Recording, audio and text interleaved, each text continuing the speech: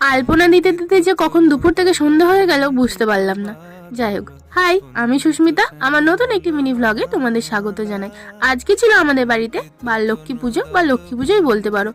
বাঙালির তো 12 মাসে 13 পার্বণ লেগেই থাকে, আর গ্রামের দিকে এই রীতি রেওয়াজগুলো একটু বেশিই থাকে। তো আজকে আমাদের বাড়িতে লক্ষ্মী পুজো হচ্ছে। এই নতুন ধান ওঠার পর এক আঁটি ধানকে মা লক্ষ্মীর নাম করে রেখে দেওয়া হয়, আর সেটা মাঘ মাসের পয়লা মানে 1 তারিখে সেটা নানা আরাধনা করে পুজো করা হয়। আর এখানে দেখো বিভিন্ন রকমের আলপনা দেওয়া হয়, যেমন বিভিন্ন ছবি আর কি। এই পুজোটাতে মা লক্ষ্মীকেই বিশেষ করে আরাধনা করা হয়। এখানে দেখতেই পাচ্ছ ধান নিয়ে চলে আসা হলো, শঙ্খ ধূপ ধুনো সবকিছু নিয়ে মাকে আনা হলো। এরপর এখানে বসিয়ে মাকে পুজো করা হয়। আমি তো জোগাড়টা অনেকক্ষণ আগেই করেছিলাম, কিন্তু পুরোহিত মশাই আস্তে আস্তে সন্ধে হয়ে গেছে।